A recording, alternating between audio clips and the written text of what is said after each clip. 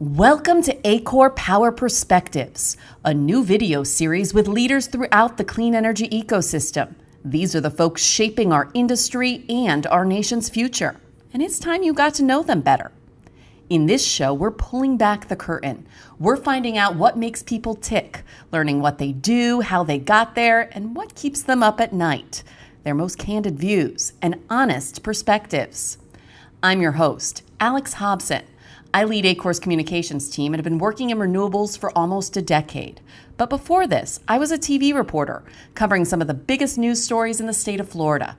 I've always been interested in the details, understanding the what and why, and I'm bringing my curiosity to this new series. Today, we're joined by Jade Garrett, the founder of Positive Deviancy, an ACORE Accelerate member company that helps startups, accelerators, and community-focused organizations find funding and success. This is ACORE Power Perspectives. Jade, welcome to ACORE Power Perspectives. We're so thrilled to have you here with us today. Thanks. So for those who don't know, Jade Garrett is the founder of Positive Deviancy, a connector organization that recruits startups and entrepreneurs to participate in the Department of Energy's American-Made Challenge. You are a platinum level connector, the first person to ever achieve that status. So very excited to have you here with us today. Your company provides the expertise, support, resources, and connections to successfully navigate what I definitely know is a complex prize competition process from the federal government. You've supported more than 375 teams and helped them win roughly $13 million in prizes. That is incredible. And I'd love to just learn more about you, your company, and how you do what you do. Well, so the American-Made Challenges, it's a new type of funding mechanism that is issued through the Department of Energy. So what it is, instead of grants where you have deliverables and like specific requirements that you have to meet, like UEIDs, sign up for grants.gov, they reduce a lot of the barriers and make it a prize competition. So with it being a prize competition, they don't require deliverables. You're actually funded for the work that you've done up to date. So it flips the whole dynamic in terms of being able to issue federal money straight to the communities or to the startups that are innovating, so they can just take off running and accelerate their innovation. How'd you get involved in this? Oh, kind of a long story. So I supported Nation of Makers, which was one of the first power connectors. But even before that, I used to be in a startup that won 2 MIT Clean Energy Prizes, where they wanted to bring in an entrepreneur that was non-traditional and would be able to kind of give feedback around what are the things that could be done around the network, the American-Made Network, where it would really actually help the entrepreneurs be able to develop their technology and innovation. So, and the American-Made Network is the one we talked about in the intro, but everybody might not know what that is. What is DOE's American-Made Prize? Yeah, so it started out with just one solar prize that was recurring, but it actually, in the past 6 years, it's grown from issuing over 100 different energy innovation topics where there were prizes associated with it, and has now issued, I think, over 400 million. So is this entrepreneurs or companies, or who is eligible for this funding? It's actually eligible for anyone who has the ability to work in the U.S. or is on a team with someone who has eligibility to work in the U.S. The funding can go to anyone who's a solo entrepreneur, an inventor that has an idea that wants to take it to market, or it could be like a startup that's, in their Series A, or it could be a community organization or a nonprofit. So they don't really actually put barriers on who's the one doing the innovation. Positive Deviancy is in the 4th cohort of the ACORE Accelerate membership program. This is a program, for those who don't know, that was designed to break down barriers to access for women and minority-led clean energy companies. We're about to enter our 5th year next year, which is incredible. You're, as I mentioned, in the 4th cohort. I'd love to hear how you were introduced to ACORE Accelerate and how the experience has been so far. Yeah, so I first heard about ACORE Accelerate while I was a connector for the Inclusive Energy Prize, which ACORE won. So This is DOE's Inclusive Energy Innovation Prize? Yeah. So I was looking at all the teams who had just won the first phase, and I was like, okay, I know these organizations, but I didn't know about ACORE just yet. And I was like, wow, I live right in DC. I need to know what's going on here. So I reached out to Constance, and we had some conversations, and we discussed, okay, how could I help support, provide any type of like strategic guidance or just anything, in regards to the prize. Through supporting them as a connector, I learned all about the program. I learned about this, like the founders that they were supporting, what they did to amplify their impact, and I just fell in love with it. And it was the longest time having to wait to be able to apply so that there wasn't a conflict of interest, because I was just so excited that there was a real program out there that really did something that wasn't just a puppet show for entrepreneurs. And yeah, that's important to us. We want to make concrete impacts. Tell me a little about your experience with the program now, since you've been in the program. I know we've been talking, you've actually collaborated with some of the other members within it. Yeah. What's been really interesting is that a lot of the founders and the startups that are in ACORE Accelerate, they are doing new and innovative things within renewable energy, whether it's workforce development, such as like IWNL, Cynthia Brown. I recently just helped her with a solar prize application, but also Monique Dyers with Empower Sun. She actually won solar prize round 7, phases, the ready, the set, and she won the Jedi prize for the go phase. So it was really just awesome to be able to dig in deeper with the other entrepreneurs that are part of the program, but also kind of create an ecosystem where we're supporting each other, Yeah.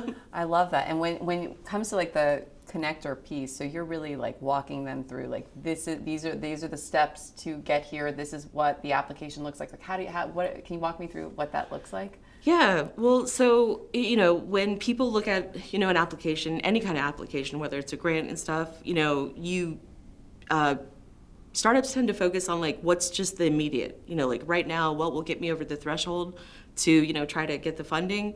Whereas I like to sit down and talk about the big picture of, okay, here's the whole strategy of the prize. Here's why they're launching this. Here's the like impacts of what the DOE is looking for, or other funding opportunities that this is going to be a launch pad for. So if you're able to see the big picture and position and frame what your innovation is properly, then you're going to be advancing. But then also after the prize ends, you're going to be able to keep continuing with your commercialization. So. To know you made such a difference in these companies, I mean, this funding is huge. I mean, that's got to be just incredibly fulfilling. Oh, yeah. I mean, it's fulfilling to be working with them, but then also even still staying connected with them afterwards and just seeing like where they're taking that funding and how they're really actually bringing like real impact in renewables into the market in the US. It's been awesome. And like for me, it's not just like a transactional type thing. It's really just like I bond really closely like with the teams, and like they can't get rid of me afterwards. Like they try, but so I'd love to just learn a little bit about how, because clearly I'm fascinated by this. I've been asking you a ton of questions on how the nuances of it all works, but I'm curious how. I've never met anybody that does what you do. How did you find this? Your background, I know, is a diverse one. You started as a web developer. You also own a robotics company, which I'd love to talk more about too. But like, how did you end up in this space? My path was a very windy one in kind of circular motions. But basically, I was a single mom at a young age, and I had to figure out how to make it work. Me trying to go to college, but also, like support my daughter and find ways. Like, for example, while I was going to college, I ended up getting a gym membership with this kind of fancy gym that had like daycare. So I could put my daughter into the daycare and I could do my homework for 2 hours, and then go pick her up. And I would say that mentality of just having to creatively find solutions to not let no be a barrier, that's really, I would say, what put me down this path. So entrepreneurship was a perfect fit.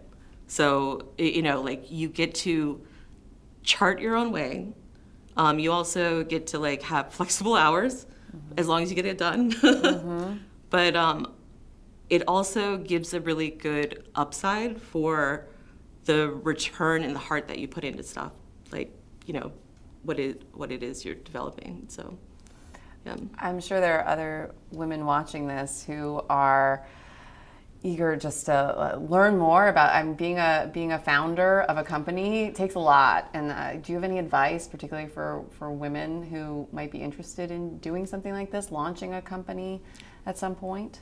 Oh yeah. And this I've had to like break myself out of. The best advice I could give is don't psych yourself out before you even give it a shot or even look into it. You know, most of the time I'll hear about something and I'll keep waiting on it, you know, just to be like, oh, now it's never the right time. It's never going to be the right time.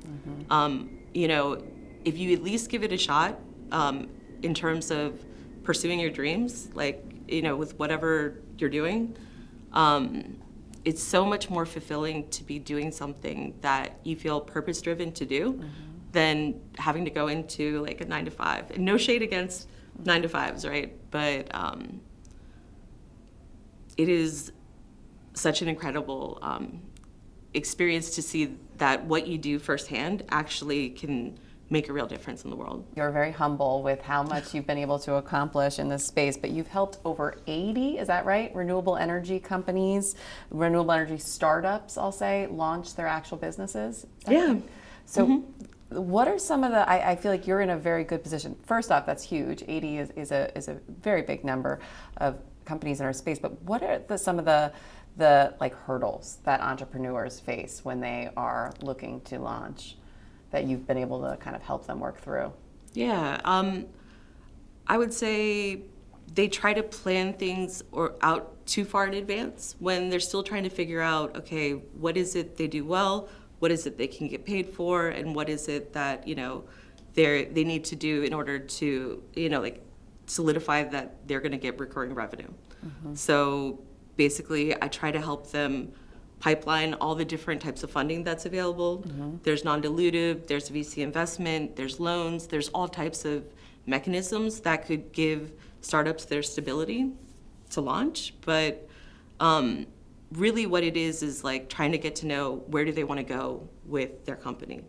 So understanding, do they want to run it for the rest of their lives? You know, if they do, VC investment is not going to be the right fit. Whereas, you know, like potentially getting a loan or accessing like grant funding or doing an SBIR.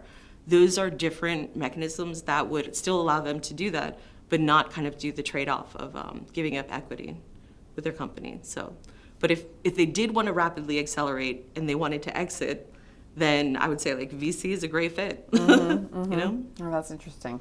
What's the story behind the name Positive Deviancy? Oh, it's a sociological term for, I think it was first used in Vietnam with detecting nutrition for different families in these villages. So they found that like one family had like a higher iron content than the rest of the village.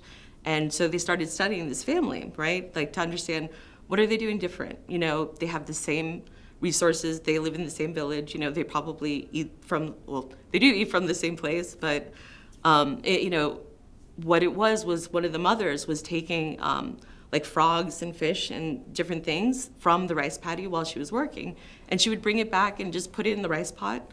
But the reason why I named my company Positive Deviancy is because, you know, there's ways to deviate. You can deviate negatively, deviate positively, but a lot of times the research is done on like what the gaps are, you know, not necessarily on what are the success cases and how can you replicate and scale them. So that's what I wanted to try to figure out and address, but also uplift. And that's why I'm here with ACORE Accelerate. So. Oh, that's cool. Well, thank you for sharing that. I guess, is there anything else that folks should know about you, your company, maybe how to get in touch with you if they're interested in partnering? Yeah. So, for example, I have a website, www.positivedeviancy, but the best way to contact me really is LinkedIn. Like, I'm on that a little too much. But We all are. yeah. But find me on LinkedIn, Jade Garrett. I'm always happy to meet or talk with anyone who has an idea and where I could help kind of find the place where they want to go. Well, thank you for sharing your story with us today. I appreciate it. Yeah, thanks, Alex. I really appreciate it too. Thank you.